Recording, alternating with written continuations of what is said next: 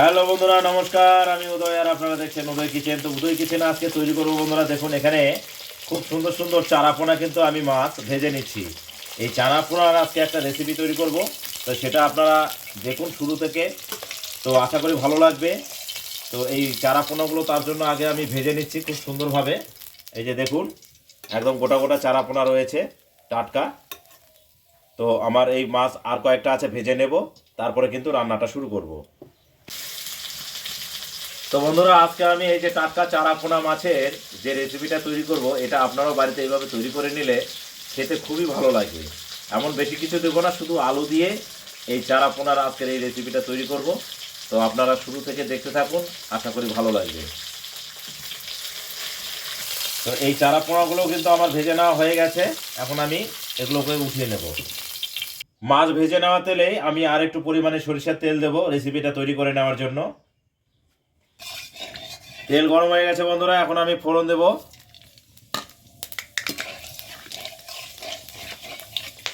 এখন আমি বেটে রাখা মশলাগুলো দেবো। তো পেঁয়াজ আমি বেটে নিয়েছি, পেঁয়াজটা সবার আগে দেবো।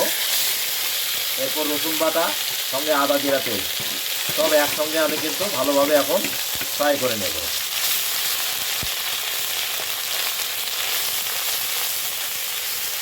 তো বন্ধুরা দেখুন, এখানে আমি যে বেটে রাখা মশলাগুলো দিয়েছি, এগুলো কিন্তু খুব সুন্দরভাবে আমি ফ্রাই করে নিয়েছি। এখন আমি দেবো গুঁড়ো মশলা। তো গুঁড়ো মশলার মধ্যে লবণ, হলুদ, লঙ্কার গুঁড়ো, জিরার গুঁড়ো, আর এটা কিন্তু সর্ষের পাউডার। কারণ চারাপোনাতে একটু সর্ষের পাউডার দিলে স্বাদটা ভালো হয়, দিয়ে দিলাম। এখন এই বাকি মশলাগুলোও এখন ভালোভাবে আমি কষিয়ে নেব।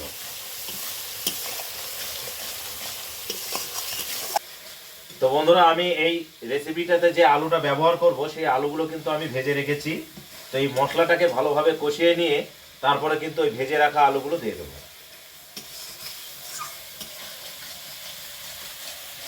মশলাটাকে একদম খুব সুন্দরভাবে কষিয়ে নিতে হবে বন্ধুরা, কারণ এই মশলা থেকে যেন কাঁচা গন্ধ একদম না থাকে।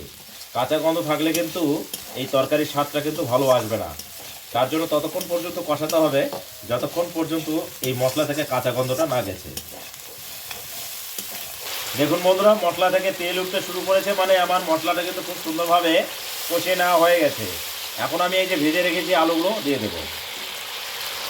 এই আলুর সঙ্গে এখন এই মশলাগুলোকে ভালোভাবে কষিয়ে নেব এবং আলুটাকেও ভালোভাবে সিদ্ধ করে নেবো আর কি। আলুগুলো কিন্তু মশলার সঙ্গে আমার ভালোভাবে কষিয়ে নেওয়া হয়ে গেছে বন্ধুরা। এখন সিদ্ধ হওয়ার জন্য সামান্য পরিমাণে একটু জল দেব।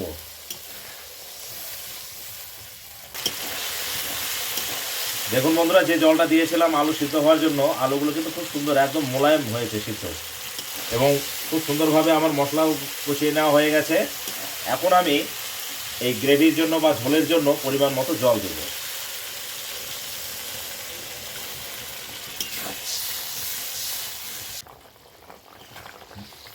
গ্রেভি ফুটতে শুরু করেছে বন্ধুরা। এখন আমি কয়েক পিস টমেটো নিয়েছি, কারণ এই টমেটো গোটা গোটা খুব ভালো লাগে খেতে।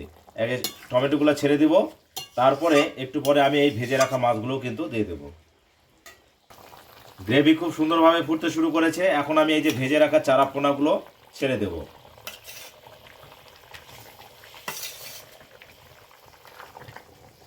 এখন এই গ্রেভিটা আরও ভালোভাবে আমি ফুটিয়ে নেব, তাহলে কিন্তু আজকের আমার এই চারাপোনার যে রেসিপিটা সেটা কমপ্লিট হয়ে যাবে।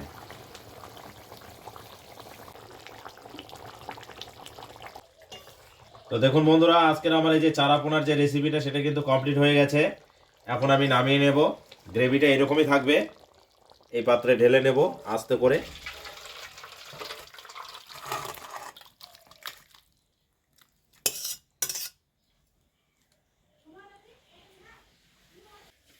তো বন্ধুরা দেখুন, এই যে এই প্লেটে আমি নিয়েছি এক পিস চারাপোনা মাছ নিয়েছি, আর সঙ্গে এই যে গোটা গোটা টমেটো এবং আলু আর একটু গ্রেভি। আর আজকে আমি গরম ভাতের সঙ্গে আরও কিছু রয়েছে। দেখুন এখানে পেঁয়াজকলি ভাজা, এবং এটা কিন্তু আলু এবং মোচার একটা ঘন্ট। তো এটা গা মাখা করেছি। তো দেখুন, এটা আলু এবং মোচার। তো বন্ধুরা, এখন খাওয়া শুরু করি। তো সবার প্রথমে একটু আমি এই পেঁয়াজকলি ভাজাতে খেয়ে নেব।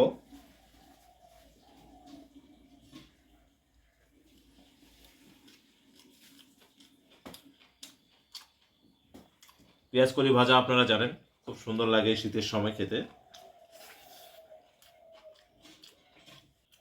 বন্ধুরা এখন এই যে মোচার ঘন্টটা দিয়ে খাবো, এটা কেমন হয়েছে।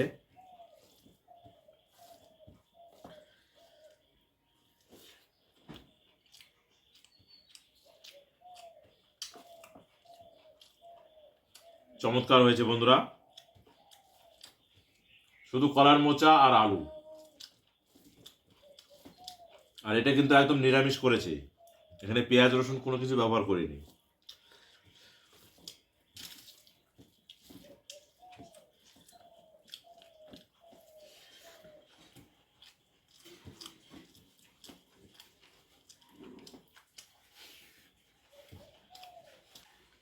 তো বন্ধুরা এখন আমি এই যে চারাপোনার যে রেসিপিটা সেটা দিয়ে এখন একটু টেস্ট করব কেমন হয়েছে। তো সবার প্রথমে আগে একটু গ্রেভি নেব, 1 পিস আলু, 1 পিস টমেটো, মাছটা আমি পরে টেস্ট করব। তো এটা আগে টেস্ট করি ভাতের সঙ্গে।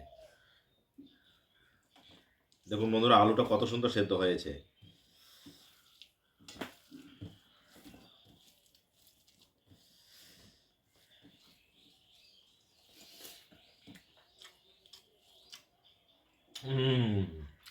অপূর্ব অপূর্ব, চমৎকার, খুবই সুন্দর হয়েছে বন্ধুরা। এই যে এই চারাপোনা রান্নার ক্ষেত্রে একটু সর্ষে বেটে দিলে বা সর্ষের পাউডার যদি থাকে, আপনারা দেখলেন আমি সর্ষের পাউডার ব্যবহার করেছি, ওর যে একটা স্মেল সর্ষের, সেই গন্ধটাও পাওয়া যাচ্ছে, খুব সুন্দর এবং এত সুন্দর হয়েছে, সব কিছু পারফেক্ট আছে। দারুণ। এবার এই চারাপোনাটা খেয়ে দেখি।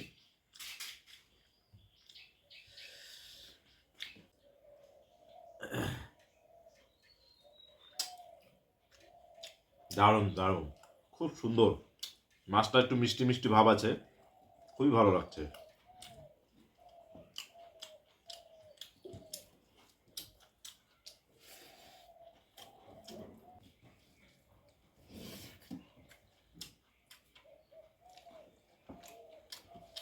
তো বন্ধুরা আপনারা শুরু থেকে দেখলেন আজকের আমার এই চারাপোনার রেসিপিটা আমি কিভাবে করলাম, অতি সহজে, খুবই তাড়াতাড়ি।